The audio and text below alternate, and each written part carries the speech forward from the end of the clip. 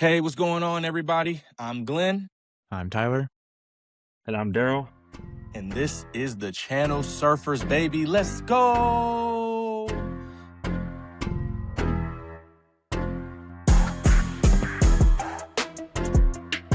Welcome back to the channel.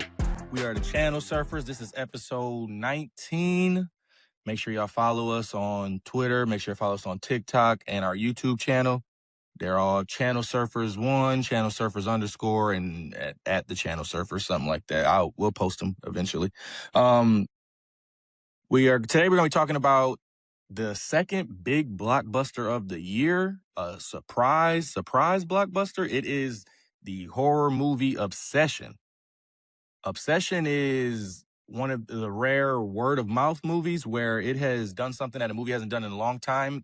It outperformed its opening week box office by about 30%.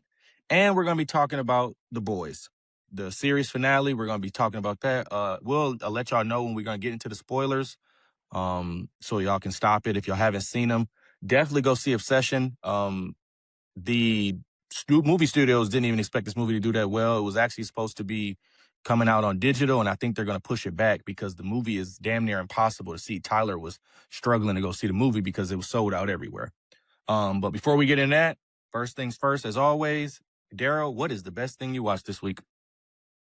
Shit, I'm starting with me. All right. Yes. First thing, the best thing I watched this week, I went to go see Is God Is. So got around, I think last episode I was on, I said I was going to go check it out. I didn't see it that week, but I saw it this past weekend. Is God Is, and it's fucking fantastic. I loved it. Support Black cinema, man. It's real. I don't think there's a white person in the whole movie.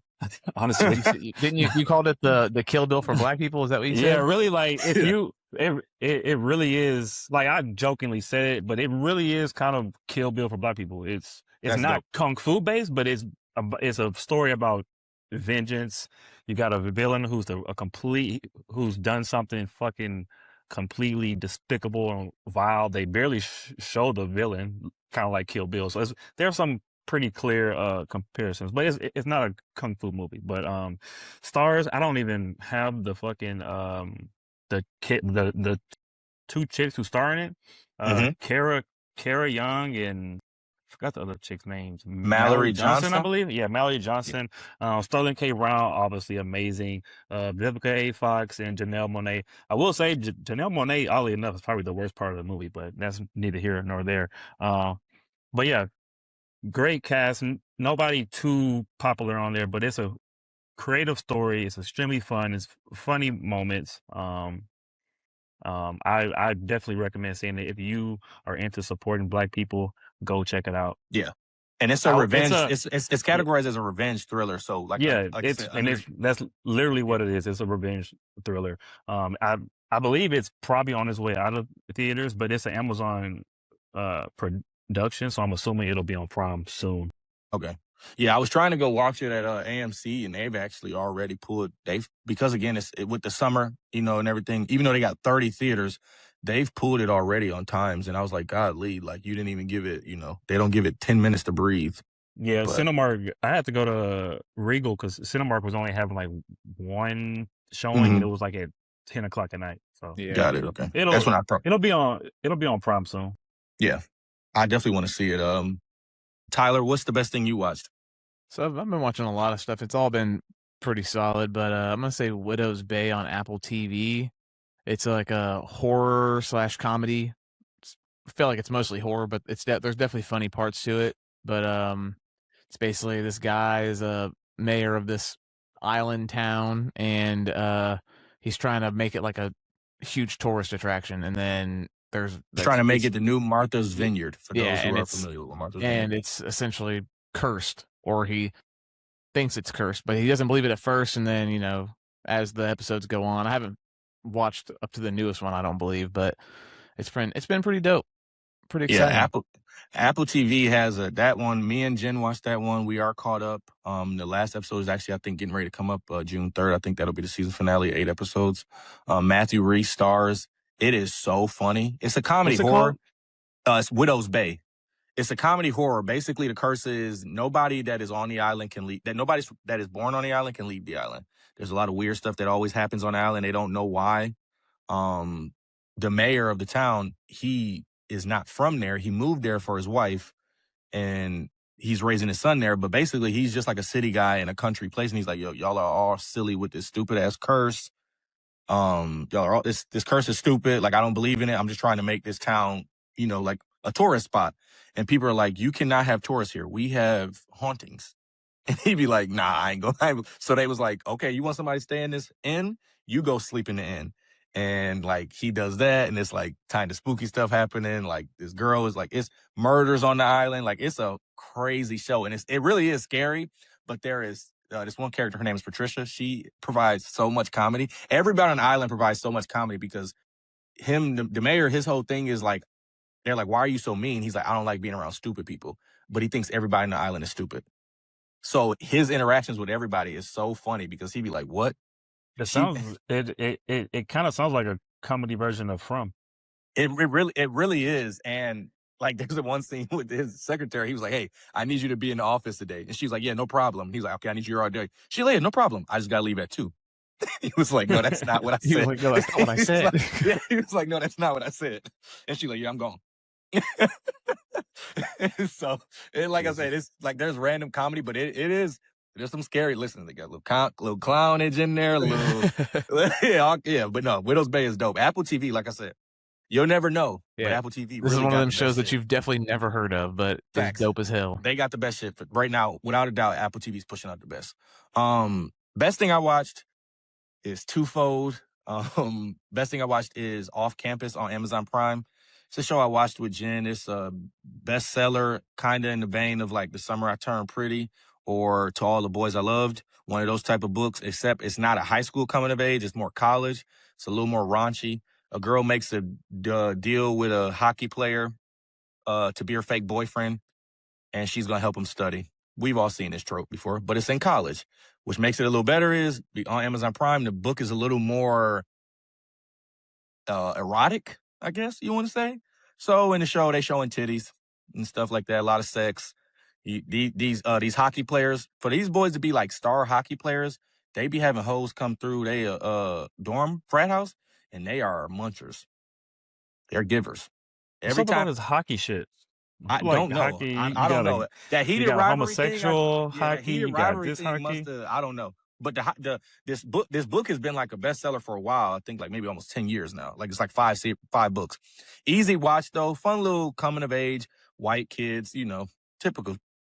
Oh, we don't really like each other. We're gonna end up falling in love. But apparently each book is a different point of view of the friend group. So I think that'll be fun versus one central love story and we just follow them for 5 years. We'll go to the next friend and the next friend. That's cool. So I really did enjoy it. That's on Amazon Prime. The other thing I watched is I have ranked this show number 1 all time as the best worst show I've ever seen. This is it used to be All American. But this show is called Nemesis. We have a close friend of the pod. He says we don't talk about enough black shows. I had said, hey, there's not a lot of black shows.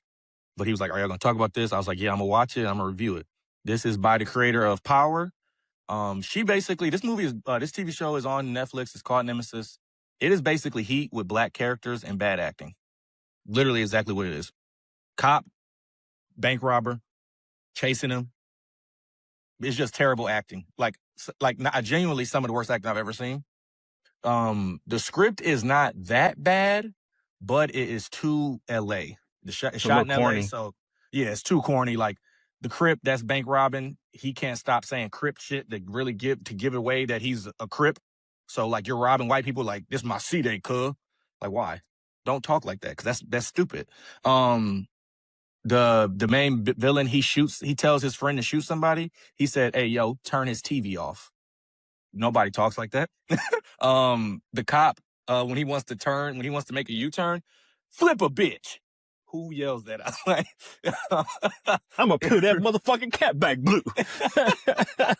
Listen, the premise though, like I said, it's bank robbing. It's mad. They doing mad heist in an 8-episode show. They robbing, and the robberies are creative. The mask is cool. The action is cool. the plot is cool. Like I said, it's really dead ass heat. So you are in it. Like, damn, what's gonna happen? They're gonna get caught, whatever. You obviously pulling for the LA cop.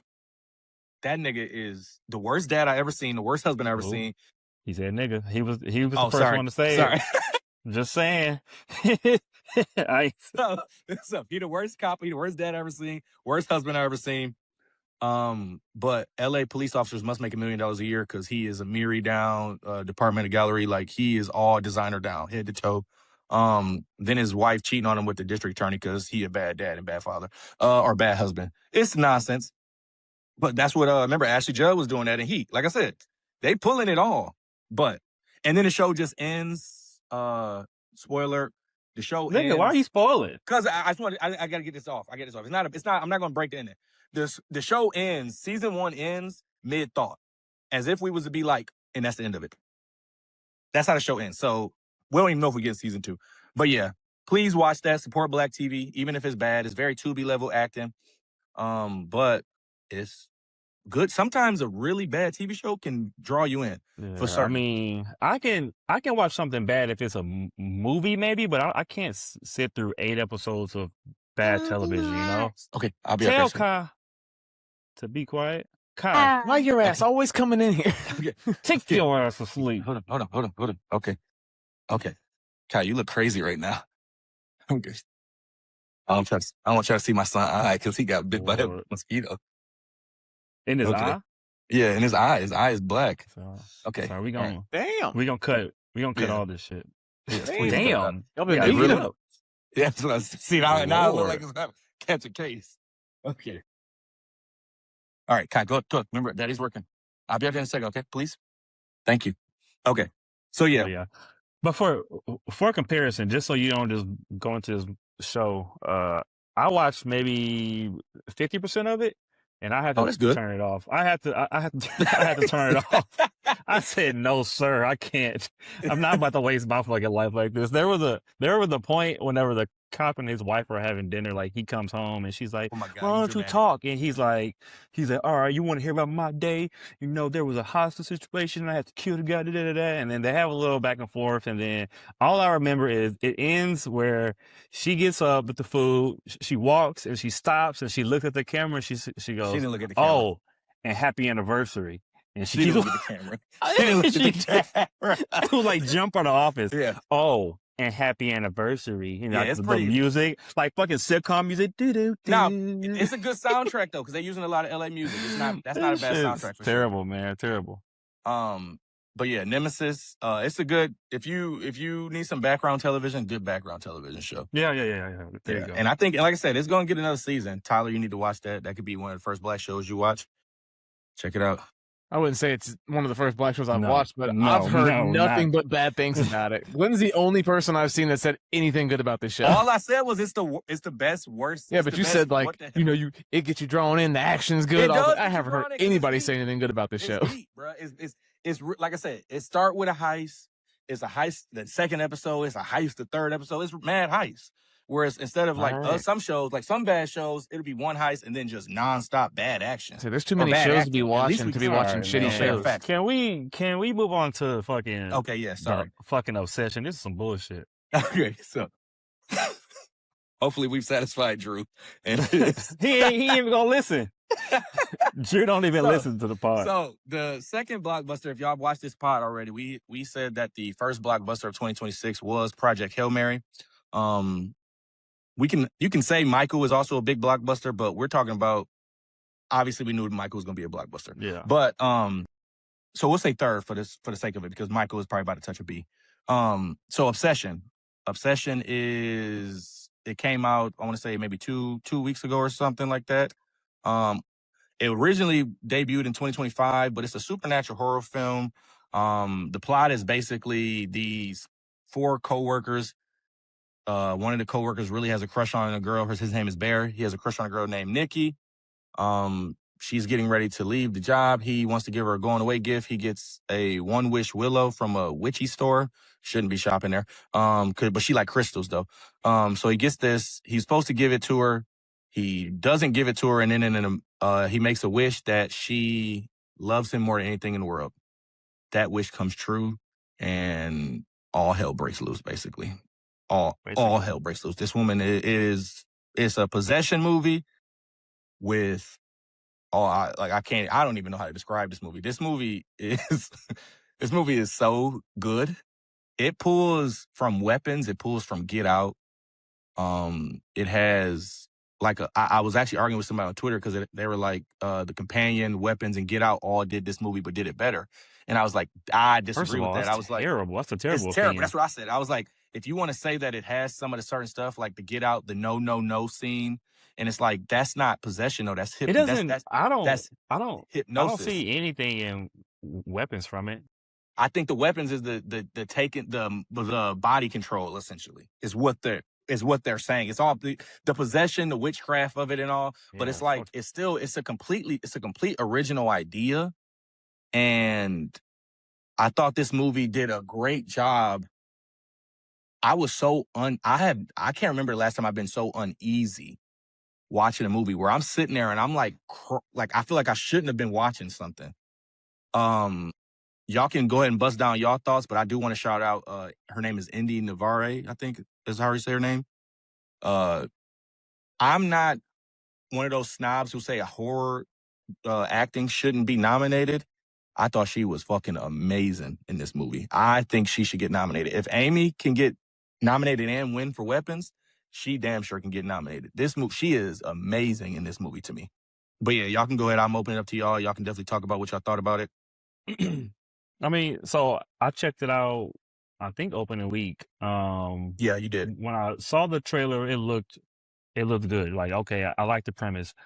It's a story that we've heard before. It's like, oh, honestly, it's a story that we've heard many, many, many times. You make a wish and it could go wrong. Like, it's a trope. Like, no matter, like, you fucking get a genie and then you be like, I wish I had $1 billion, and all of a sudden you get killed by like $1 billion stack of fucking, yeah. you know, like no matter what you wish, it always ends up being wrong.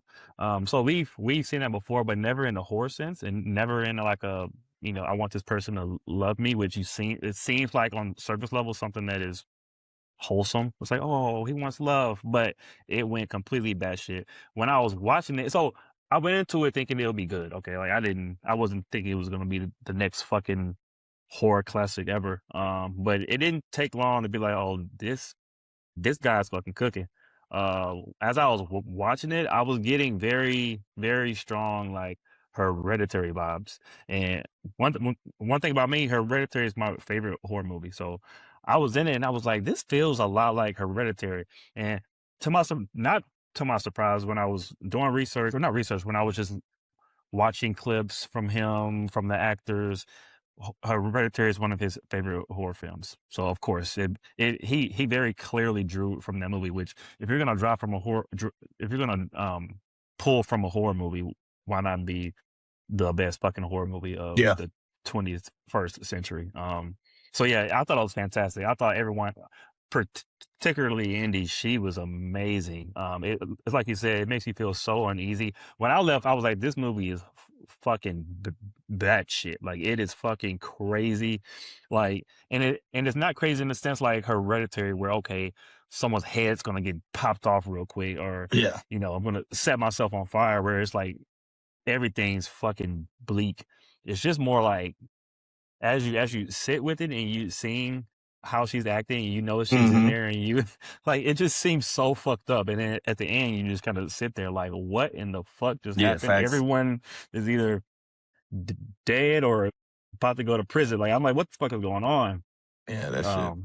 So yeah, but we'll get more into it. But yeah, you can go. Yeah, what'd you think, Tyler? Initial, no spoilers, because you saw it more recently than both of us. Yeah, and I was like, I said like pretty much the exact same thing y'all did. Where I was like, I literally said, I was like, I felt like I was melted into my seat. Like, I was like sitting back and I was like, oh fuck, what the fuck's going? Like, the entire time I was tense the entire movie. But it's like, it feels like you're not supposed to be watching this. Yes, because like everything that happens, you're like, what the fuck is going on? And then but I think that's, you know, definitely Indy just absolutely going batshit crazy.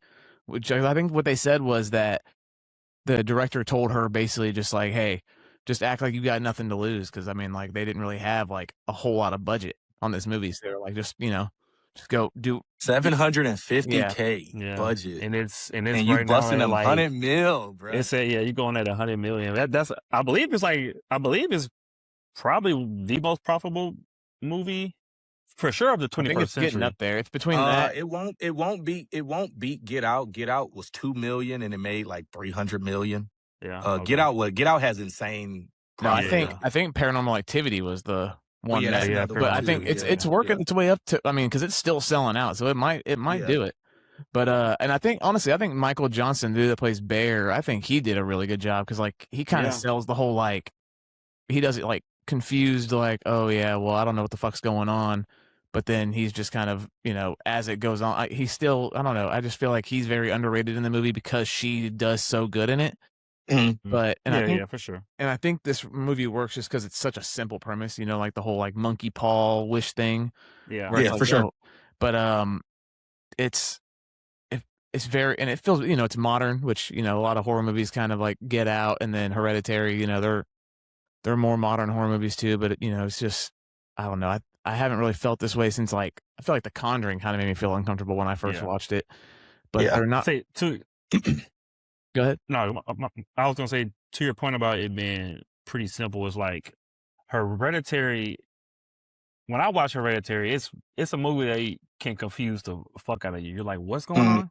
And which to me is great because I like a movie that I can revisit and learn something new every time, or I can go on YouTube and watch a 20-minute breakdown into what I missed. But and you can still do that with Obsession, but also you can just watch it. It's pretty easy to understand. The guy had a wish, the wish went fucking fat shit. She's obsessed with him to the point that it's a very, very bleak and terrible thing. Like Yeah. it's pretty easy. You don't, You know what's nice though too about this movie, similar to Hereditary, is Hereditary had an amazing performance from Toni Collette and a good enough performance from Alex Wolff, right? Where Toni Collette was amazing. Alex Wolff was good, like just good enough to where it's like, okay, I would like say Alex Wolff was pretty I mean, fucking great. I'm not saying he wasn't bad. I'm saying he's Yeah. good though. Like, but compared Yeah. to Toni was amazing. I think the same thing with Tyler said to this movie is Indy is amazing in this movie, but Michael is also good enough where it's like you said, the plot is very simple. And the one thing in horror movies that we don't really ever really look to is like, damn, it's some good ass acting in this movie. So your main two people you got one that's shooting, you know, like shooting a 30 ball, 40 ball, you know, 40-point triple double. But yes, your secondary, it's almost kind of like a Bron and Kyrie situation, damn near, right?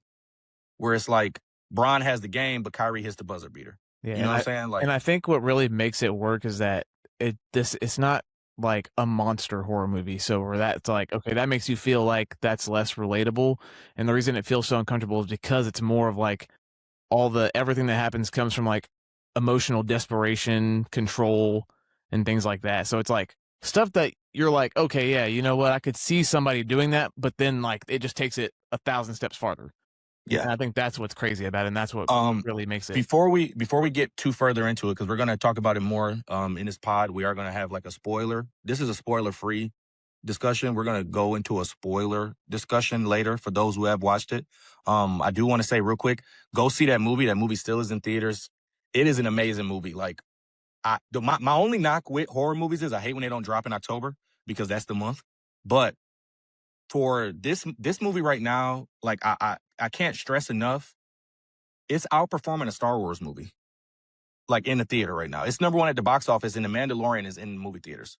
And it's Mandalorian's opening weekend, and it's outperforming it. This is one of those movies, almost like Sinners last year, where it was a water cooler movie, and it was like, yo, you got to go see this movie. For sure, So I really do want people to see it. And I just want to ask y'all before we get into before we leave this topic to go the spoiler free, I had a question I wanted to ask y'all. Y'all know me. I love man, this movie is good. Let's make 80 of them.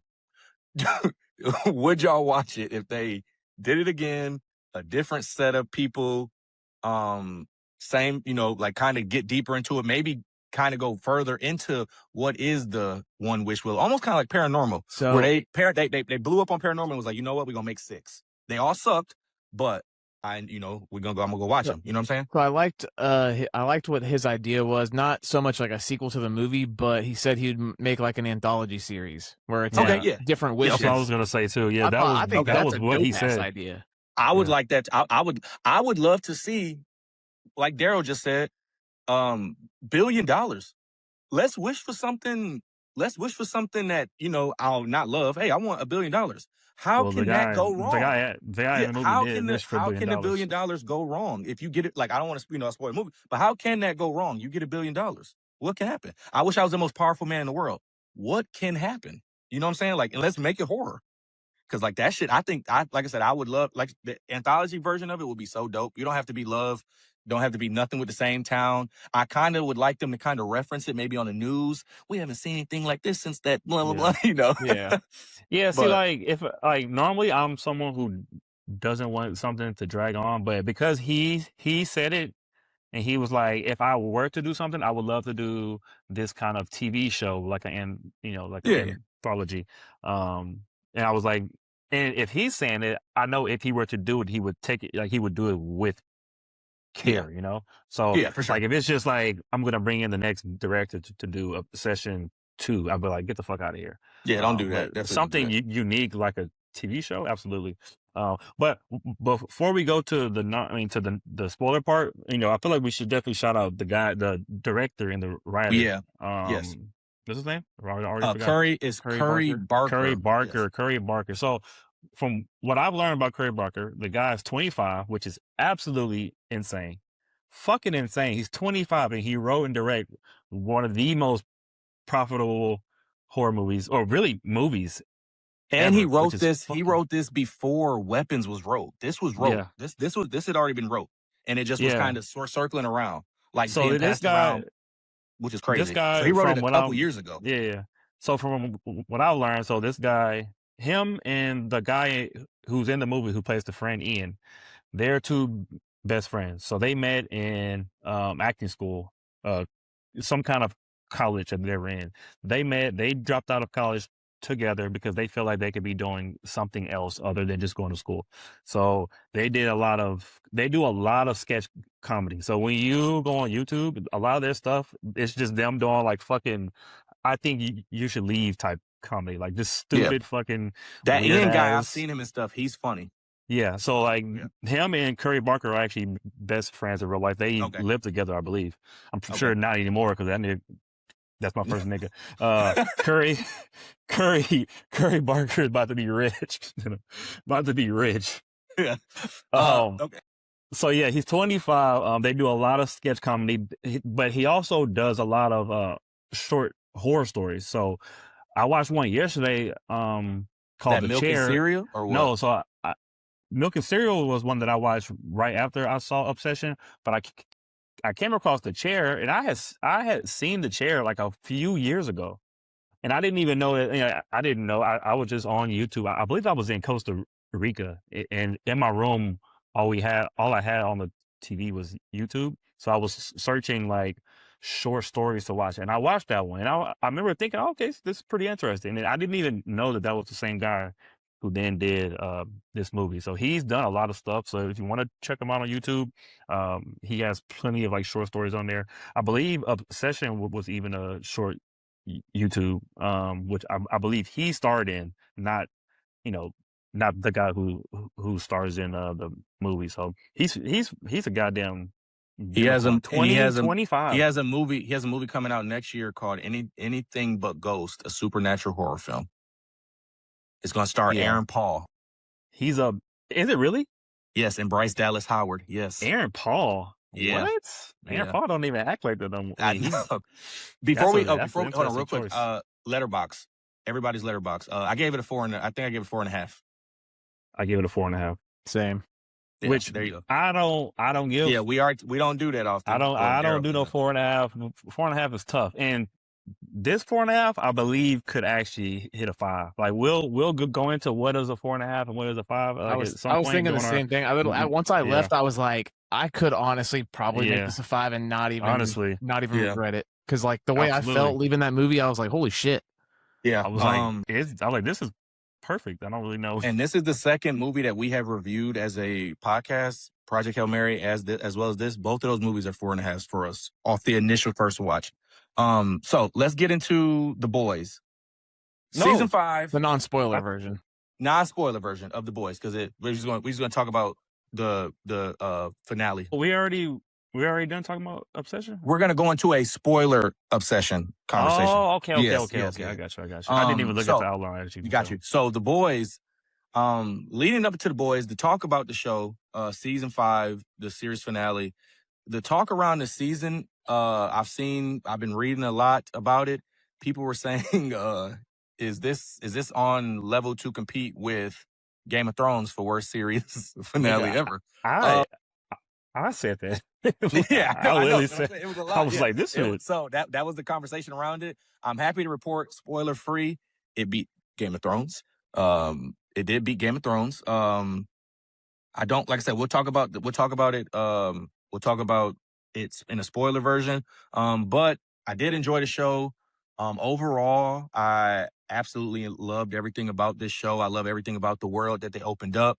The idea, again, you always watched, as we're all men in our 30s, we watched superheroes, we read comic books and everything, and you always did wonder, like, yo, what if a superhero was an asshole? You know, that they made a movie called Brightburn where it was basically Superman if he was evil. I mean, that was actually a really good movie. I wish that they would have made another one. But this right here really went into it like, yo, like superheroes are assholes, and it's ran like a business, a full corporation. I really enjoyed the season. My only knock on this season in its totality is either intentionally or unintentionally, it leaned too much into making fun of MAGA and the Trump shit. And for a moment there, we kind of lost the plot. But like I said, they ended up sticking the land. They did like if I always say when you stick the land on some gymnastic shit, they landed. They might have wobbled a little bit, but they got their footing right. And overall, I enjoyed the season. I enjoyed the finale of the show. It ended the way I thought it was going to end. The people I thought would die did die. I thought maybe a couple more people would have died. They didn't. But overall, I was happy with the show. It's hard to end the show, so I'm not. It's hard to end the show, And I'm excited for the next shows that they got going. What do y'all think? Yeah, I mean, a finale it has to balance, like, especially if it's the series finale. You know, you got to balance the spectacle, the payoff, and then you got to like all the closure that everybody like. Because I mean, you got to close out all these characters, or at least try to. Yeah. Unless you plan on putting them into a sequel, which, like, obviously we already know they're doing with the Gen V characters. But I mean, yeah, like you said, I'd say it mostly stuck the landing. Your bigger conflict, at least. I'll wait. No, go. I'm just putting this underwear on. So I'd say, like, it gave, like, for the overall conflict, it gave it a definitive ending. Like, it didn't just leave shit up in the air. Like, it handled the two main characters fairly well, I would say. And then there were some slower parts, sure, but I mean, probably could have been more action, but I guess it doesn't really matter. Just pushing this, it still pushed the story forward. They still managed to get to where they were going. And I don't know, I feel like they didn't really necessarily try to make fun of the MAGA people this season. It just kind of happened on accident. And I don't know. They turned I don't know. It turned into The Simpsons this year. Yeah, I was like, I don't know what the hell was going on, but I'd say since the central conflict got a strong conclusion, I think that's a bigger deal than everything else, which is why it's still better than Game of Thrones ending, because Game of Thrones just said fuck everybody else.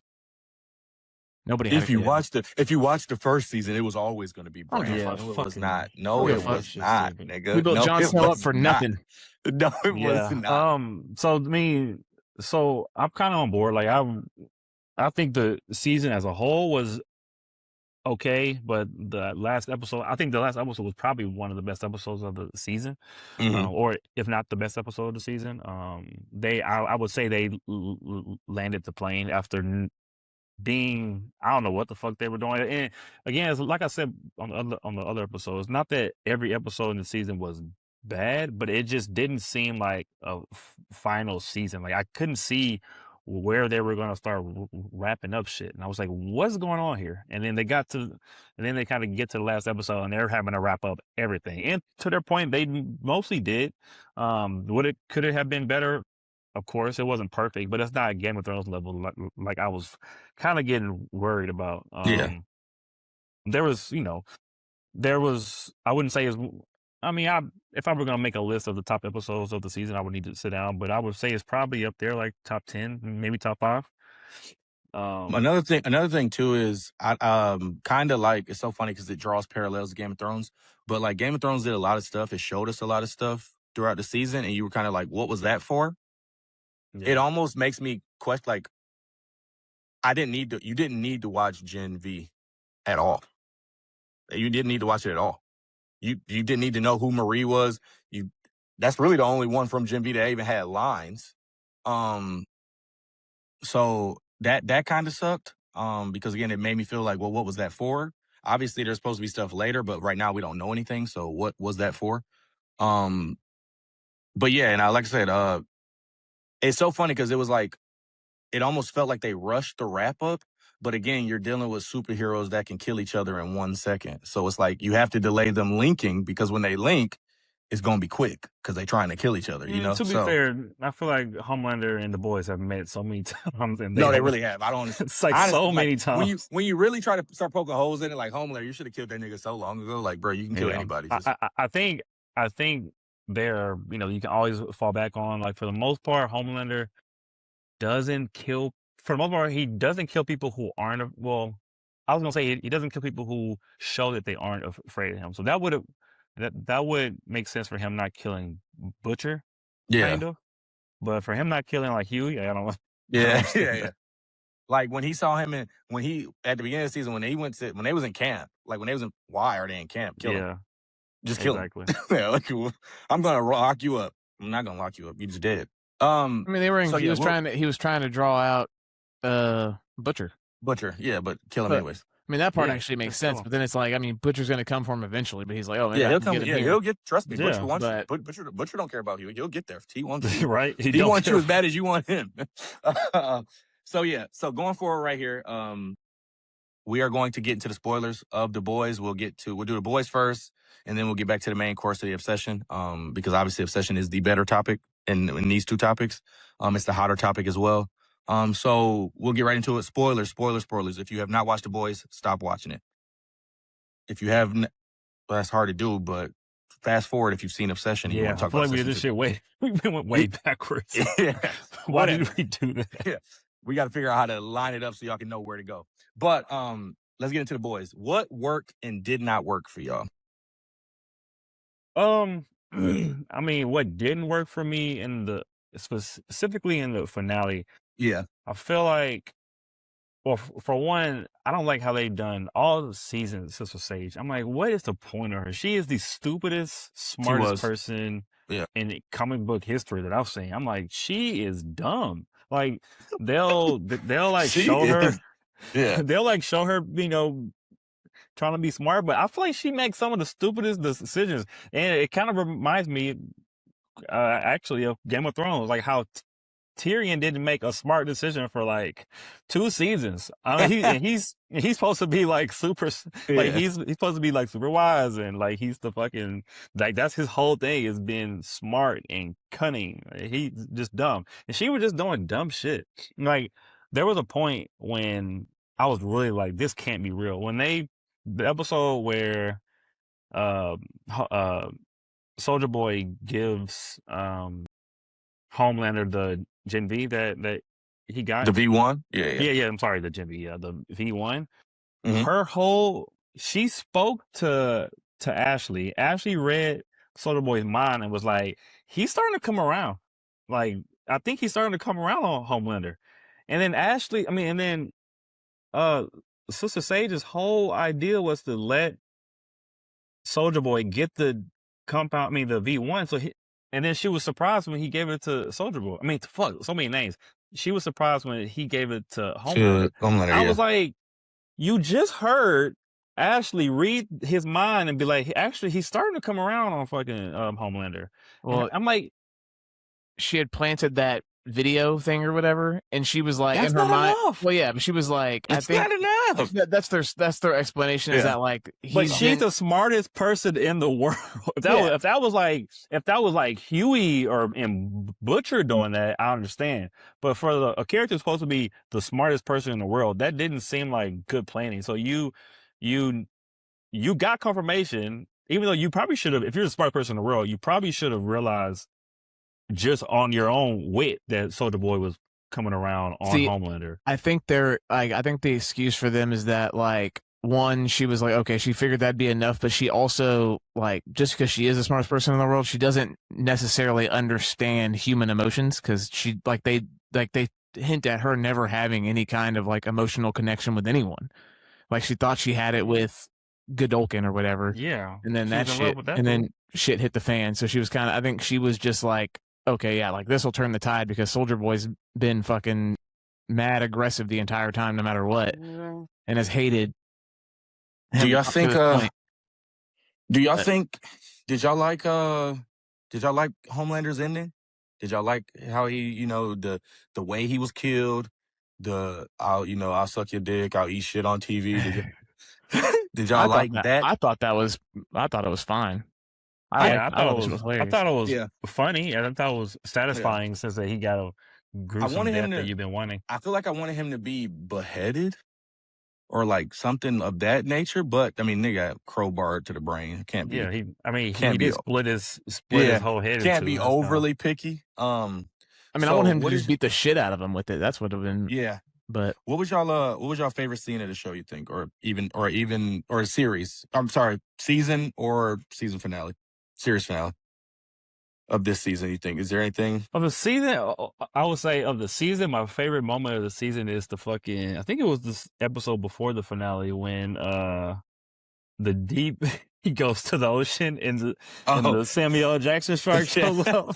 He's like, come on. He's like, come in here, get it. Come on. He's like, yeah, motherfucker, your ass can't never come in to see again. We gonna fuck you up. Man, that shit was probably that was for sure one of the funniest moments of the whole show. I love that shit. Samuel L. Jackson as a shark is hilarious. That's my favorite character of the whole show. That's my favorite character. I think the Deep is so funny. Yeah, I think the Deep is the perfect character. I think the Deep is so good because TV shows and stuff do this like character arc thing, right? And he never had it. He was the same person. Even when he was supposed and he was like, come on. And he was like, no. He's like, oh, this is my perfect opportunity to get back on Homelander's grace. Like, fool, what are you talking about? Yeah. Like, he just was like, nah, I'm good. I'm going to be me. Like, also, he dies so fast. Like, you ain't got no powers, right? Like, you're in the water. I will say, I feel like something cooler should have happened. Like, he got killed by a fucking octopus. I'm like, wasn't it like a giant squid, though, or something? It seemed like the tentacles look pretty normal size. Bro, I don't know. Remember my favorite scene of this show this season was 100% when the fucking funny ass director who be doing drugs was doing that stuff with Nora, and he was like Black Nora, and he was like, yeah, I'm gonna make it, baby. And then he go to the bathroom. Oh, yeah. And the eel get up his ass, and he was like, come here. He was like, my ass hurts. And it's like his last word. Like, yo, like, I know he probably was like, I know I didn't die like this. Bro, I think when he used the bathroom and the eel came out of the toilet, bro. Like, oh my. And then they was like, what happened, bro, sis? Bromeo. Bro Hamid. Yeah. What's going on, Bro Hamid? Man, I love the Deep, man. The other, I will say of the finale, I like the Homelander fight. It wasn't nothing like, it's not like they choreographed some crazy fight scene. Yeah. It was cool. I will say the fucking Kimiko, you fucking channel your inner love fucking Disney kind of shit kind of felt that was weird. Retarded. That was stupid. Like, it's girl, love. get the fuck out of the way. Me and my monkey. Yeah. It's first, love. maybe it's the fucking Israel in them, so I'm like kind of fucking out on Frenchie. like he's a fucking IDF soldier. So maybe I just can't get over that. But oh every time I God. see him, I'm like, this guy fucking sucks. I don't get this guy out of Like here. Frenchie, man. I mean, I just can't, man. I can't do the them trying to push that love story in the middle of all that chaos was a little silly to me. Yeah. But I That do was like dumb. both of those characters. I mean, Kimiko is damn near Wolverine.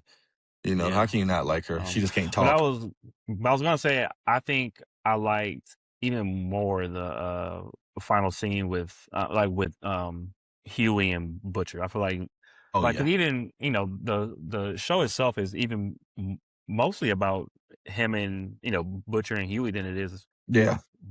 Butcher versus Homelander. So I was glad that they kind of was able to give him some kind of real bookend, Yeah. that to me was the most emotional part of the show. What was your favorite scene, Tyler? Episode? I was gonna say actually the Butcher and Huey stuff at the end. I mean, like, and it actually ties it back closer to the comic books, because I mean that does happen. Like Butcher does die at the end of the comic books too, Yeah. after fucking everybody up. Did you know that already? Have you read these already? I knew about it already, but I didn't Okay. read that. I mean, the comic books are fucking terrible, but Okay. they actually they somewhat kind of at least kept true to that portion of it. But I do think it's and I also liked the Deep and Annie stuff too. That shit on the beach, that shit was ridiculous because it was funny and it was actually kind of dope. But yeah, the whole fucking Samuel L. Jackson shark thing, that shit had me dying. But just doing Sam, bro. That he ain't never said no to no role in his funny. life. He don't give a How fuck. did he even get there? Yo, you want to do this? Hell yeah. I think he said he likes the show. That's what I'm saying. If he liked the show, like he just be like, I just be like, where he be at? Where he be like, yo, you want to do this? Yep. Mm-hmm. I'm sure he probably emailed him. If I was to make a movie, I could probably ask Samuel L. Jackson to be in a movie. Right. Probably. But you don't have to cut a check. Yeah, that nigga ain't working for free. That's my second nigga. He said it my second. Yeah, but you say it twice every time because you repeat yourself and say that you said it. No, it only counts as one. You know who? One second, because you know who I really liked in the show. Oddly enough, the fucking guy, the preacher guy, black dude. Yeah. What's his name? Yeah, whatever his name is. Yeah, he's like a singer, actor. He was in Hamilton. The way he died was so crazy. He was in Hamilton, but I feel like I actually liked his character. His Kentucky Fried Chicken pastor voice was so good. Like he actually has a really good voice for like a preacher. I'm like, he has like his voice fits someone whose superpower is a voice. I'm like, this guy's actually really good. I believe he's like a rapper, singer. He was in Hamilton. He was Thomas Jefferson in Hamilton. Really? Who was y'all MVP of the season? I got a surprise for y'all with this one. Shit, Samuel L. Jackson Shark. Give me Ashley and Bashley, whatever her name is. Ashley. And when in the back of her head, when she take that wig off, that shit scared the hell out of me. Nasty. That shit scared the hell out of me, man. Have you ever seen the movie Malignant? Yeah, where she do all the yeah.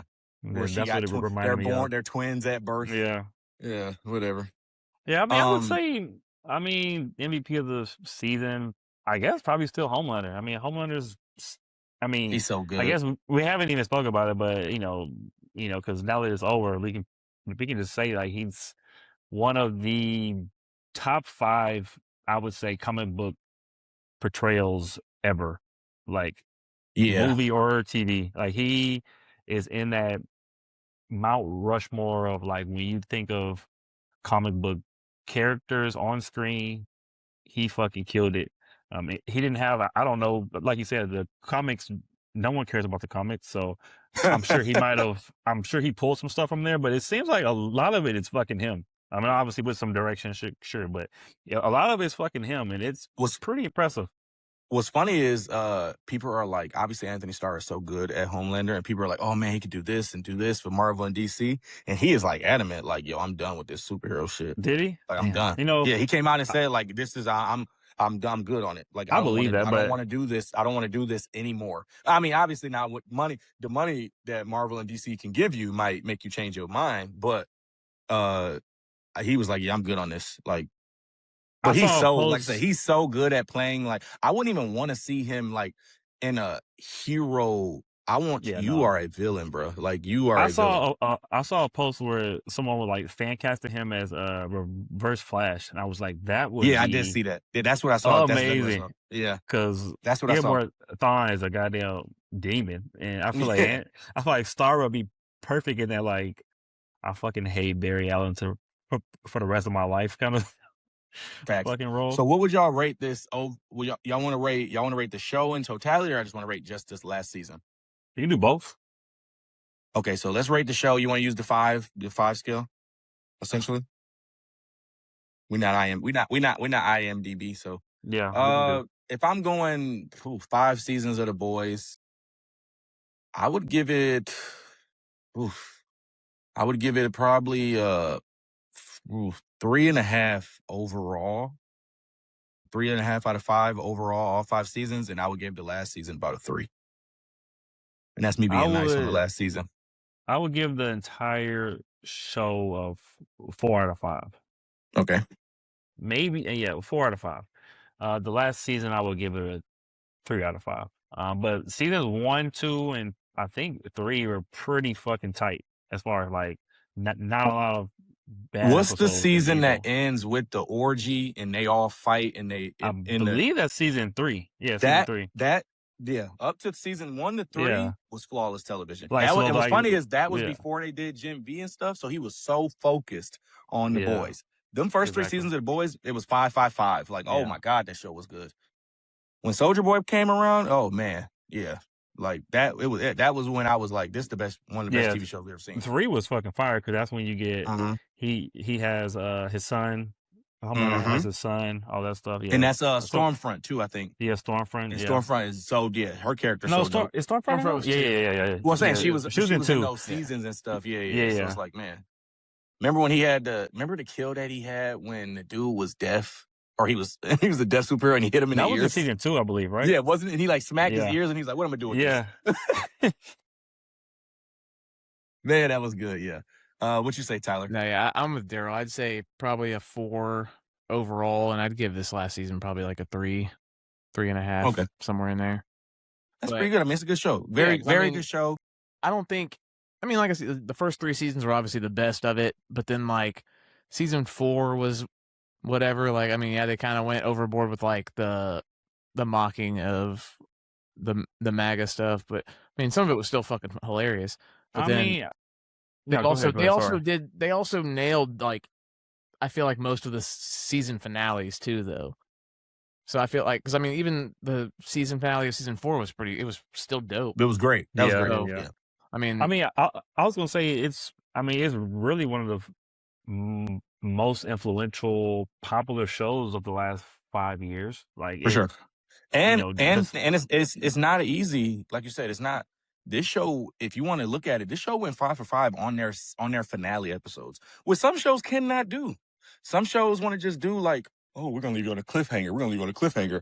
They wasn't really leaving just cliffhangers. They might have showed you something that was gonna be important to next season, but each season it was like, man, this is a good season. This is a good, like remember the I forget what season it is. Maybe it was 2, where they was doing a random head popping all season. And we didn't know who it was. Yeah. And then it was like, oh my God, Victoria Newman is a fucking, you know what I'm saying? Like, it was like that, like they made sure they did that very well. This, like I said, this show, it didn't end as strong as it did, which that type of ending is only reserved for like Breaking Bad and like The Wire, where it's like, bro, your show ends stronger than maybe it starts. But it ended, but it couldn't keep up with the start, but it still ended very well. It didn't, like I said, it beat the Game of Thrones allegations for shitty. Like, for sure it beat those allegations, because Lord have mercy, I was stressing. And it also gave us, like, it also broke through like the cultural zeitgeist kind of thing, because it's so memeable. It has one of the most popular, memorable characters ever in TV. So like it also has that going for it, you know. One thing that's great too is, like I said, anytime you see a white woman on Twitter, people use the Homelander licking milk. So that's right there. Homelander got so many memeable gifts. Like, bro, he is mine is the one fucking in the movie theater. No, mine is the fucking whenever he's blowing, he's like, That one, and then that one in the like whenever he thinks everyone's gonna hate him, but then Hate him? Yeah. All right. yeah, he's like, And he's like, that one. Is like, now, I ain't gonna lie. When the one, I think it was, I forgot what tweet it was. Oh yeah, it was when your team is up 15, and then Steph Curry and them lead a comeback, and that Mark Breen bang, and that was it was sitting in the movie theater like, and it's like, bro, you really do just be like, oh my God, like, yeah, nah. So, like I said, they really became a culture phenomenon. Which is so funny because, like you said, Tyler, I didn't know anything about the comics, and people, the comics suck. And it's like, bro, this show kind of like the rise of this show was so slow. Like people just, I feel like so many people accidentally watched it on Amazon, and then it was like, yo, have you seen The Boys? Have you seen The Boys? Like, you know, shout out to this show because I saw a clip of the first episode before, like of the starting of the episode before the episode 1 came out. They just show like they dropped just the clip of A-Train like running through like that whole start, and I remember watching it and I was like, I don't know what the fuck this is, but it looked fucking dope as fuck. And then sure enough, I watched it 6 years later, whatever. Yeah, I don't know why I put it on. I was like, okay, like I think I was flipping through something, and it you know, when you're on Amazon, it kind of shows you what it is. And I saw Maeve stop a armored truck with her body, and I was like, oh, it's a superhero show, and that's what I said. Oh, it's a superhero show. And 30 seconds in, I was like, this is not a superhero show. I was like, what is this? I'm in. Yeah, because I knew what it was, and then like the main reason I was like, all right, I'm gonna watch it anyway, just because I know it's a comic book thing. But then like Seth Rogen was like an executive producer, and I was like, he had been hitting on shows at the time too, like because I think he had announced that he was doing Invincible also. Yeah, but he hadn't started. I don't think they had started it yet. But I was like, oh shit! I was like, he about to. Invincible came out like right after. That was like when Amazon was like cooking. Boy, I was like, oh my God. So yeah, definitely, like I said, watch The Boys. If you haven't watched The Boys, I mean, I don't know where you've been. I don't know what's stopping you from watching The Boys. I don't know why I can't get that sun on my face. But yeah, definitely watch The Boys. All right, now back to the, hey, go ahead. Hold on one second, because I need to get my charger. Okay, go ahead. I told you. Hey, Lord, that shit is in my eyeball. Whew, man, the Obsession, boy. What a movie. It was funny too. We were supposed to go watch Passenger, and I saw a tweet that said, "Going from Obsession to Passenger, it was like eating a 5-star meal and then going to get McDonald's." Yeah, but see, that's why we just skip Passenger and go straight to the back rooms and see what that's about. Yeah, I feel like, you know what's crazy? That trailer looked so weird to me. Well, yeah, that trailer looked so weird, but the movie is reviewing well, so I'm like, I mean, we can talk about that too. That's gonna be a second weekend movie for me, but that's kind of like you. The trailers. I mean, I saw a trailer and I was like, I don't really. Yeah, I was like, I'm not sure if I'm really into this, but after seeing Obsession and knowing that this is also a kid, a fucking 21-year-old, who has been. And I didn't know that the whole lore behind the back rooms, like it's been around for years. Okay. It's gonna do. I never heard of it. Yeah, like apparently, right? That's crazy. Because it already has like a following. Like it started like some Reddit shit. Like it has its own story behind it, which that's pretty cool. I wasn't. Yeah, it's directed and written by a fucking 21-year-old. Yeah, I don't know. Insane. I don't know anything about the backroom stuff. I haven't really dove into the lore stuff, so I feel like I'm definitely gonna watch the movie because I think it's gonna be one of those ones where like, I can finally go into something and not know anything about it. Facts. True. But I saw it was projecting. I saw the numbers it was projecting, and I was like, damn, why is it doing that? Because it has a huge ass following. Reddit can make anything take off. I know, which is weird because like again, I think I have my ear to the fucking culture. I ain't never heard of this. I never heard of this shit. It's like so I've heard of the backroom stuff and I've seen like the pictures and stuff, but I've just never cared enough to dive. The trailer was so it was like it's almost uninteresting, but I know I'm not. Horror movies don't move me in trailers. Like, you know what I'm saying? I'm like, I don't really like horror movies, so I'll be like, nah, I'm not watching it. Or I'll be like, I'll see it when I'll see it when it come on when it gets to streaming. I watched the trailer and like I think it confused me, to be honest. I think the start of the trailer looked interesting, but then as it kept going, I was like, I don't know. But like just the idea of there being like you walk through a door all of a sudden, or like a fucking wall, and it goes into like a whole nother world. I was like, okay, this is kind of interesting. But as the trailer went on, I was like, I don't know, nothing happened in this trailer that I was like, nothing. I gotta see this. Yeah. But I am gonna see. And I want to say it was a red band. when I was like, you ain't show me nothing. But yeah, let's get back to Obsession. What is not much didn't, but we can ask what worked and what didn't work. This is spoilers, by the way, if you still here. Yeah. Spoiling Obsession. Spoiling. Gotta go see it. What worked for y'all? What let's say what didn't work, because I don't think anything didn't work. I don't think I have anything that didn't work for me. Honestly, I don't have anything that didn't work for me. This movie, I think it's a pretty perfect movie. Honestly, do y'all have anything? The only nothing for me didn't work. As we're talking about this movie, I'm literally sitting here and I'm kind of asking myself why I didn't give it a 5. Mm-hmm. And I'm trying to remember. I'm trying to remember. Is it pace?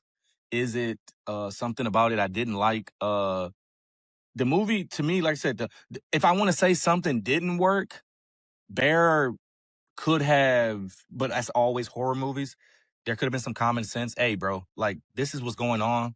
This is what I did. I need you to do this. But like, again, I get it though. He's freaking the fuck out, obviously. Like, I think what helps with that is that, like, it's supposed to show you that Bear's pretty fucked up and that he's kind of a piece of shit, because no matter what happens, all he really wants is to have Nikki with him. Like, no matter how bad it gets, really all he wants is fucking, he's so focused on keeping her around that he's trying to find any possible way to make it right. They portrayed him as the protagonist. Bro, you are the fuck, like, I'm not one of those people. You are the fucking villain in this movie. People, the internet pretty quickly came around, and even the director said, like, he's supposed to be, like, he is the fucking bad guy. He's a fucking villain. When she said to him, like, kill me, and he's like, what's so bad with being with me? And she's like, it's not me. No. She said, I've never been with you. Been with you. Yeah, I've never been with you. Bars. She was like, what? I've never been with you. It was never been me. And he just sitting there I was like, bro, come on. Yeah, I think, bro. And what I also loved about it was that, because like the whole time I'm sitting there like, why the fuck is he not going back and getting another one and then they fucking did it. And I was like, oh, okay, cool. Yeah. They actually fast when he tried to break that shit, covered the fucking only loophole that I could think of. Yeah. You know, the one scene that I was like, this is a little bit like, this can only happen in a movie, besides like all the whimsical actual the magic shit. Like, the only part of the movie that I was like, this is kind of ridiculous, is when this fool eats a goddamn sandwich that has his cat in it. I was like, who just grabs something and doesn't look at what and don't look at it? You know that hoe is tripping. Why did you just eat your lunch? He just blindly eating a sandwich? I don't, like, what's going on here? I was like, that's kind of ridiculous. But I was laughing. What made me like, this a movie shit? The black nigga staying at the party. That's my second one. The black guy staying at the party when she started doing her speech about incest. I'm leaving. No, I would have stayed. I'm like, this is kind of interesting. I would have left it after the fact. I'd have been after the fact, but I would like, I gotta see it through. No, I think like, she was like, come sit next to me, and she came and sat next to bro and was tripping. That's amazing. I was like, yeah, I'm out of here. It's too weird. It's getting weird. You ain't never been at a party and that one couple come and the vibe be off and they messed the vibe up. They look like they just got done arguing. I don't want to be around y'all. Y'all two, I'm gonna say it again. Y'all two people always arguing when y'all get in public. Y'all not have no decorum. We all done been there. I'm out of here. Yeah, and that takes me back to like what I was saying earlier about how it's like there's some shit that you like the movie feels uncomfortable because it's stuff that you've seen before, but like it's multiplied, but it's multiplied by like 100. Like, holy shit! Like, what the fuck, bro? Okay. So basically everything worked in this movie for us. Yeah. Because I like that it turns. I like that it turns like a romantic obsession into like also body horror type shit. But then like they don't. Like, I mean, there's certain body horror aspects in the movie too. You know, like her taking the bottle to her fucking face, the brick. He dead ass must have like, it was like lust. He didn't know, bro. Like, I saw it and like obviously we've watched it enough. You like this girl? Y'all are four people. Y'all all friends. You like this girl. You the only person in the friend group that don't know she don't get along with her dad. You don't know nothing about her. Freaky Nikki. She don't like that, nigga. I'm sorry, but she don't like that. Well, his friend did tell him to say that. He was like, "Oh yeah, like." But he was But he was trying to set him up. Exactly. He was trying to set him up. But he didn't know that because, like I said, like we said, the main character, that just shows you the main character is so clueless. But also in this fucking movie, if you know I like her, bro, like I don't know what it is. Maybe it's a culture thing, bro. I'm hitting that, bro. That's easy to say. I'm hitting that, bro. Come on, bro. Just let you know. Hey, before you, I know you like her. You know what I'm saying? I know you want to love her and gal her. I've been for the last couple of years, I've been knocking that down. Like, okay, appreciate you. But that also shows that they aren't really friends. Nobody in the group really is friends. Like, and coworkers. With, also, you don't need that many coworkers. You don't need 4 employees at a guitar shop.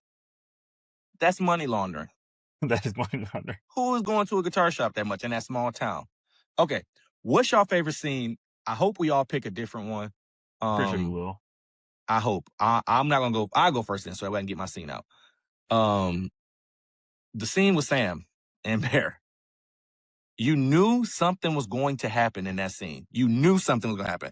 Oh, I thought she might pop up in front of the car. Yeah. Like, I thought maybe she might pop. They kept going back and forth to the windows. I thought she might pop up at a window. Bro, she ran full speed head first. I want to rewatch the movie and slow-mo it because she ran into the window. Bing. Then did she put something on the steering wheel to start smoking? Did she have like a brick in her hand? Yeah, a brick. Yeah, it was a brick. That scene happened so fast, I thought it was fake. I thought he envisioned it. Cause she just and then she sit up and her eyes just and I was like, and he looking like, and I'm like, bro, it's fucking fake. it is a great scene. Crazy to me. Because it's shot in a way, if you ever seen a movie, it's shot in a way that the viewer's supposed to expect something to happen through the 100%. Window because they keep shooting. His name's Sarah? Yeah. They keep shooting Sarah in a sense that you can, whatever the fuck her name is, she's in the, it's her, and most of the shot is the fucking window. So as a person who's seen a movie before, something's supposed to happen. But it lingers so long that you almost it just makes you so uneasy for the whole time. You're like, bro, what's about to happen? And you kind of forget. What's funny is they're having a moment there where, like you said, the whole movie you are uneasy. Even in that scene, you're uneasy because y'all doing something y'all not supposed to do. But for a brief second, you like, oh look, they like each other. There's going to be something something positive is going to come from. Oh my gosh, she's dead. Yeah, that's when that scene was so.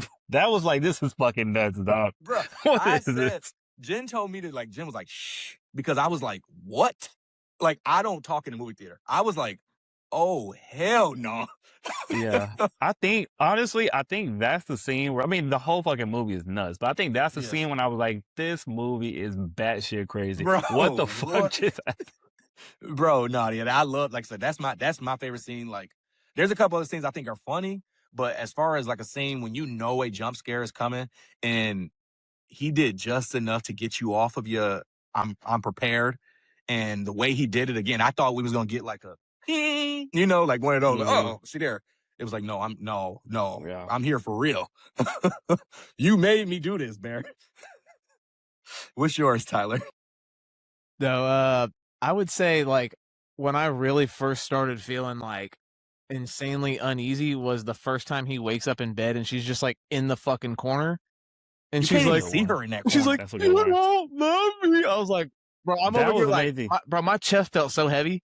I was like, what the fuck is going on? It's like, bro, where is she? Yeah. Dog, that also you could barely see her head, and then she steps to the side in that weird fucking I was like, ugh. Yeah, dude, oh my god, I'm getting chills thinking about it, dude. It's fucking many shots of the movie is her in shadows, and it reminded me of the scene in Hereditary, at the end when the kid wakes up, or the son wakes up, and you can kind of see Tony Collette's character in the fucking on the roof, ceiling and shit, on the ceiling, and it kind of reminded me of that. So that was the first time when I was like, this kind of feels like Hereditary, and that's why I was like, once I learned that he loves Hereditary, I was like, he definitely.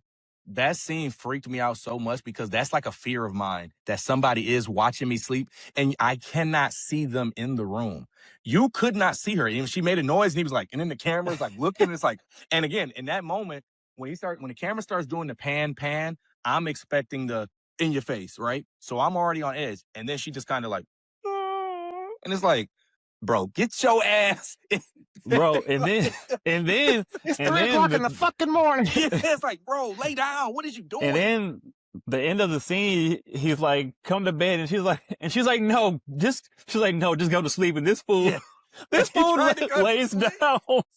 She's like, no, just go to sleep.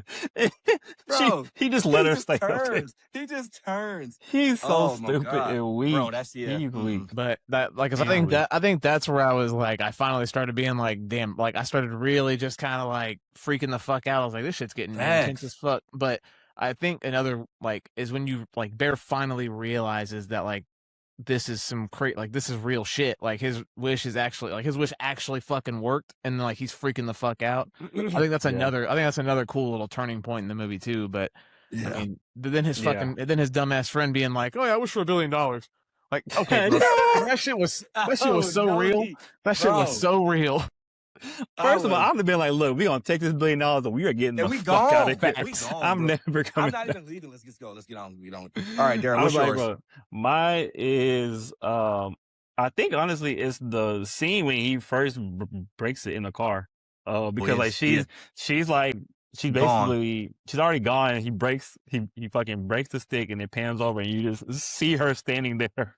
And from that point on, the movie is on some other shit. But I thought the scene is so funny because she's very much like, you know, you can tell she's in love, but she keeps like kind of breaking out of it a little bit. She's like, I'm just kidding. I'm sorry. Like, she's like, I'm just kidding. Like, you know, I'm being so weird. Why did I say that? Why?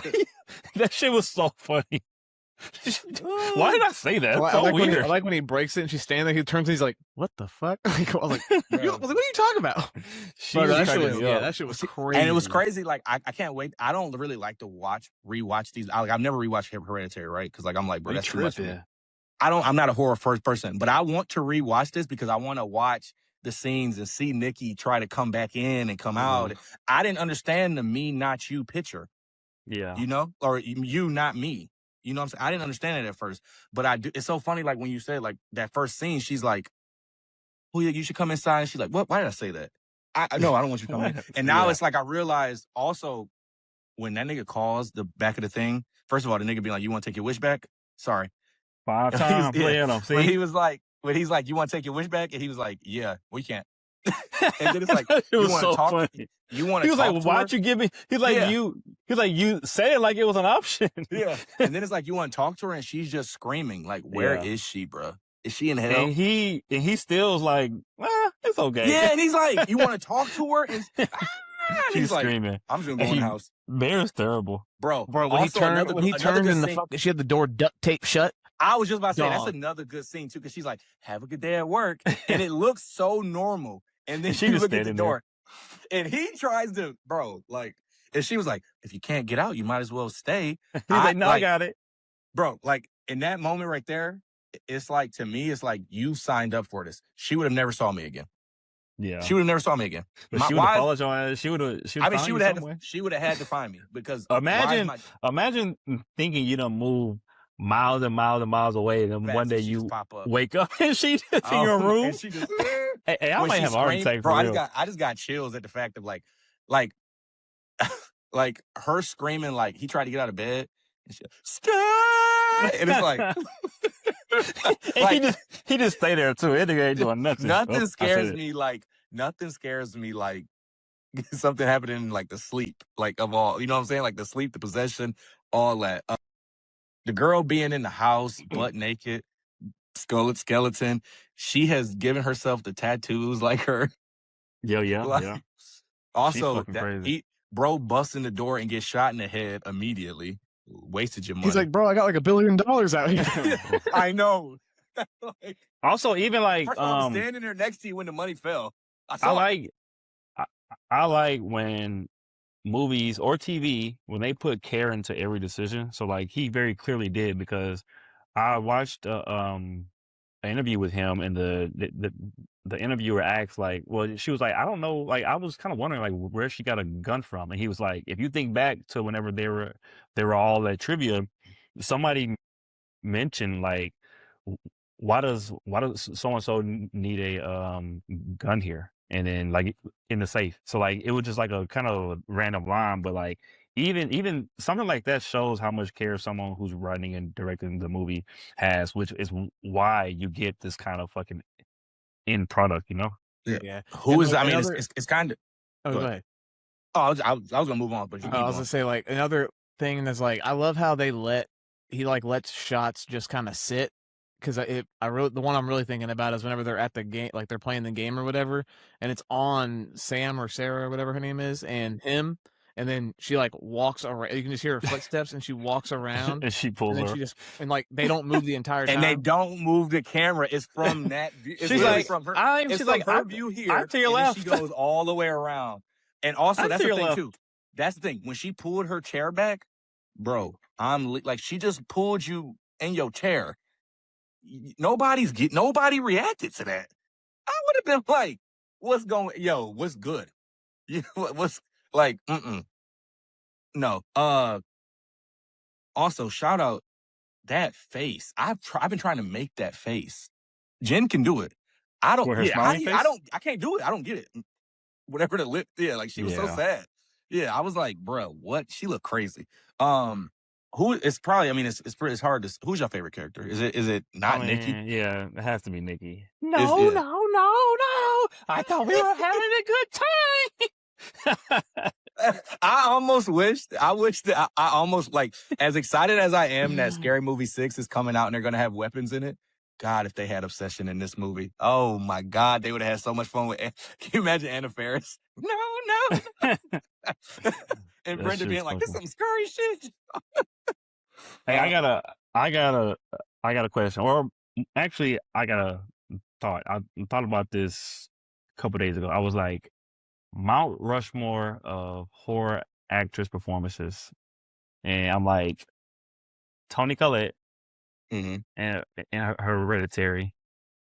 For me personally, I know you don't really care for this movie, but I think it's one of the best performances. It's Lily Rose Depp and Nosferatu. I think 3 probably Florence Pugh in Midsummer. How far are you going back? Because you haven't said. Are you doing women? Yeah, I'm only doing women, and I'm of the 21st century. I was about to say, because you ain't say Anthony Hopkins, nigga. Yeah, no. Well, first of all, I don't consider that a horror. What do you consider Hannibal Lecter? Thriller. Okay, whatever. Yeah, it's not a horror. It's not even close to a horror. But anyway, I would say she might be 4. She might be on that Mount Rushmore of like. I think Lily was good in Nosferatu. I just think the movie that's not my type of movie. Yeah, it's fine. I think she's beyond. But she was amazing. She got the shit that she's doing is like, I ain't never seen. Even she was literally getting possessed on camera. Yeah, that was good acting. That shit's weird. I'm like, y'all didn't use no special effects for this. Y'all should check her. This ain't normal. No, Indy. I'm not a big horror buff, so I don't have much to stand on. But as far as what I've seen recently, Tony and Indy are them is 2 of the best. Like. 2 of the I liked Amy. I liked Amy in Weapons. Do I think it was an Oscar performance? But yeah, I'm in that camp too. But I like her in the movie. She was creepy and everything. It wasn't a big. I don't think she was doing anything that was dramatic. I love what Indy is doing in this movie, though. I think the scene where she is standing there with that smile when she's shitting and pissing on herself is, and like they've showed pictures of her in that face, and then the rest, like she don't even look like herself. The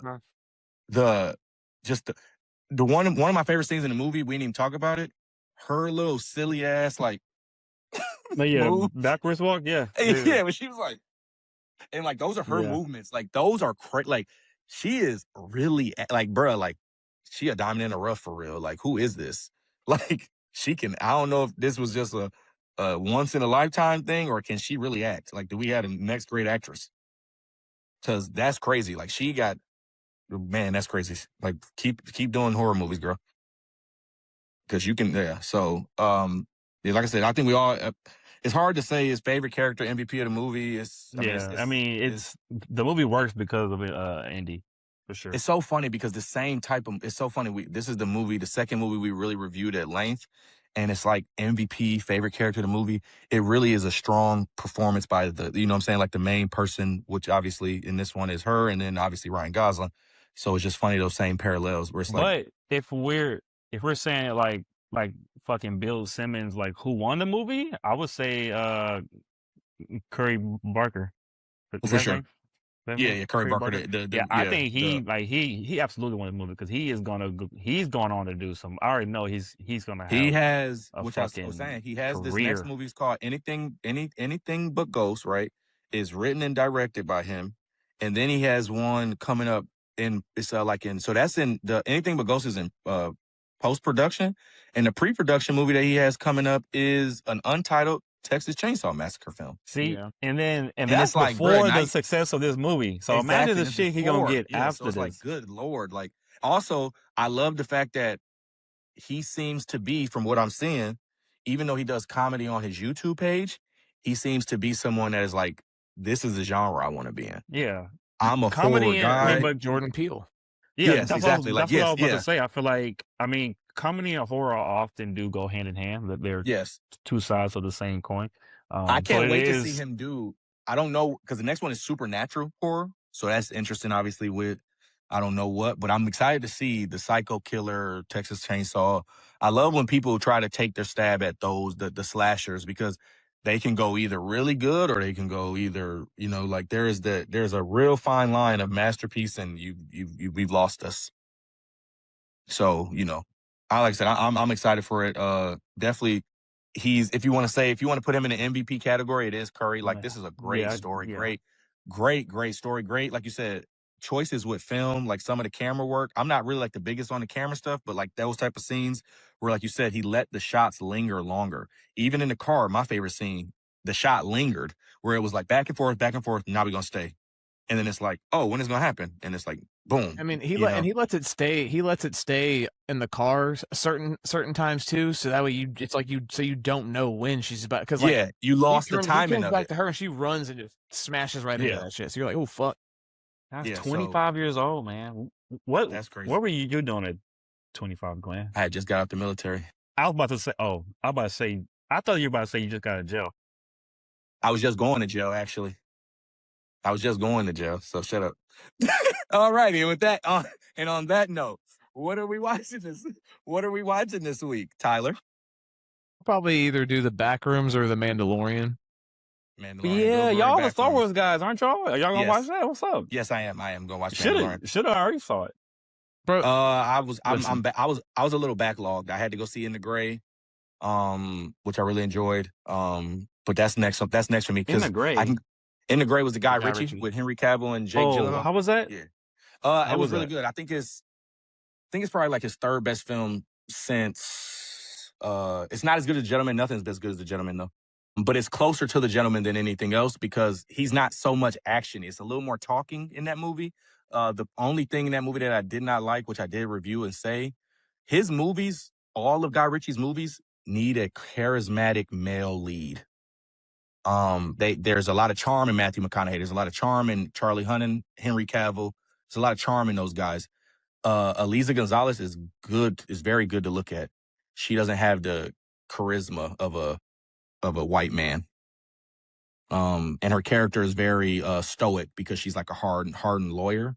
So her scenes, when she's leading it, it falls a little, but then when Jake Gyllenhaal takes over as the lead, and he like you know how his movies are, where he like kind of talks about what he's doing, and then he's doing it, and it's like voices over and stuff.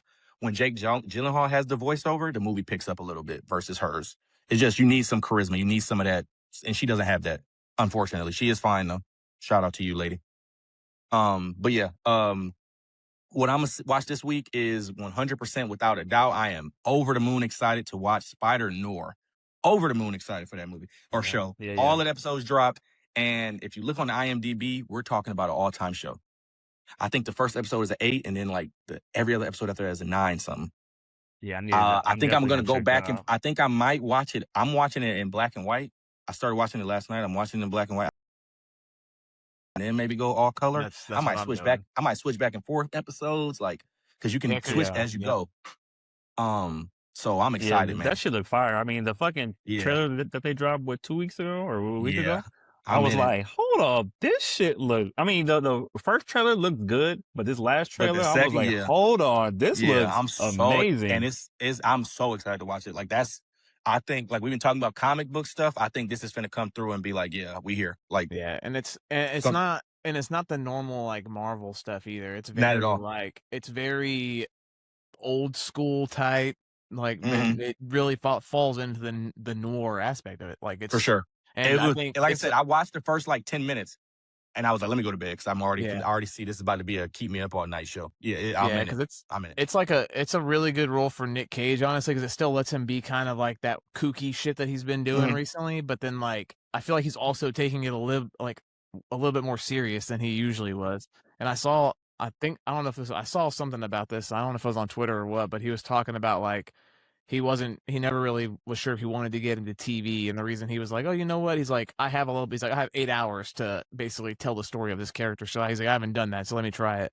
And I think that's apparently why he's kind of doing this now. I mean, Nick Cage ass will do anything where he can get a check. My dog. To be fair, he's not like Samuel L. Jackson. He doesn't do like the he doesn't work. He might not work as much as Samuel Jackson. He does. Nick Cage works. He does a lot of weird stuff. Yes, but he does indie movies. He doesn't just go and do like a fucking B-rated. But an indie Nick Cage movie, he getting paid more than everybody. Well, yeah, for absolutely. Sure. But he might not do like look at his IMDb, but he in some bullshit. I'm gonna say he might not do the guest roles like Sam, but he had a movie called the ridiculous. What is the way to being myself movie? Yeah, like that nigga. He got some. Look, he got some shit that remember the vampire he got some movie shit that's not indie. That movie sucks. I love that movie. That movie's so funny. He does do some indie stuff. Like, man, Nick Cage. I mean, I'm not gonna say this because I am. Hopefully, he does great this role, but he be on some bullshit. Yeah, I like the movie. I like the movie Pig. I haven't watched Pig. I watched the Pig and I was like, I don't think it was his fault. I just think I expected. Was that an A24 movie? More. I think it has that kind of vibe. Okay. Like, did you watch The Surfer? I haven't watched that one, no. Bro, that movie is so fucking weird. Oh my god. I'm sure. He does a lot of weird ass movies. He does a lot of weird stuff. Yeah. Darrell, tell us what you watched. First of all, hold on. Can I just name some movies? Yeah, he's in a movie last year called The Carpenter's Son, which I'm assuming he plays Jesus. He is the carpenter. I'm not kidding. He plays Jesus. Long Legs, which I actually did not like him in that movie. And they said that was supposed to be the scariest movie since Hereditary. Terrible. The Surfer was fucking nuts. Arcadian nuts. The Retire Plan. Dream Scenario. Dream Scenario had a crazy dope premise. Okay. Not his fault though. Sympathy of the Devil. He had the little flash. That wasn't really him. Renfield, The Old Way. I love Renfield. Butcher's Crossing. What is this? He got movies I ain't never heard of. He be working. He got a movie called Jiu-Jitsu. Have you heard of that one? No. Yeah, that one's new to me. Prisoners of the... That's one of them DVD movies that he did then. Have you seen Prisoners of the Ghostland? Tony Jaa? Does it have Tony Jaa? Yeah. Hey, Tony Jaw's fire. Hell yeah. Did I see a 2.9 out of 10? Yeah, that's not great. Right there. That's my he be in some bullshit, boy. Yeah, man. Look, shout out Nick Cage. Anyway, because he finna come back. I mean, I'm gonna watch Backrooms. I'm definitely checking for Backrooms on Saturday. Which I should probably check for my tickets now because that shit might be sold out. Are you not watching Mandalorian? Fuck no. I mean, I never even watched the TV show. So you sleep. Yeah, look, I'm not a Star Wars guy like that. I will watch some Star Wars, but I'm not gonna subscribe to all things Star Wars. I'm hoping, and I hope this offends nobody. I'm hoping this will be after this movie. We will get maybe give us 8-9 months a break of Pedro Pascal, please. Yeah, Hollywood, please. Yeah, they kind of ran them dry. We won't. We have a movie coming out. What, the end of this year? I think, isn't it? What is it? The Fantastics, right? Or the Doomsday? He's in. As long as but that's not a new role. That's a reoccurring. Well, yeah. You want to be Reed Richards? He won't be carrying the. Bro, at this point, right? I was laughing. He was catching a check from HBO. He was catching 2 checks from Disney. You the biggest character on Disney, And two, you can't. Come on, we got to cast somebody else. And That then you did a man, rom-com with Chris Evans. Why? Get out of the Hollywood. And that Jimmy man like, trying oh, to I make love his it. money, man. Yeah. Now, facts. I get it though. You finally blow. You got to go. Pause if that was. That All right. was kind of wild. Yeah. Yeah. On that note, y'all have a good week. We'll be back next week. Let's serve, baby. Go to the movies.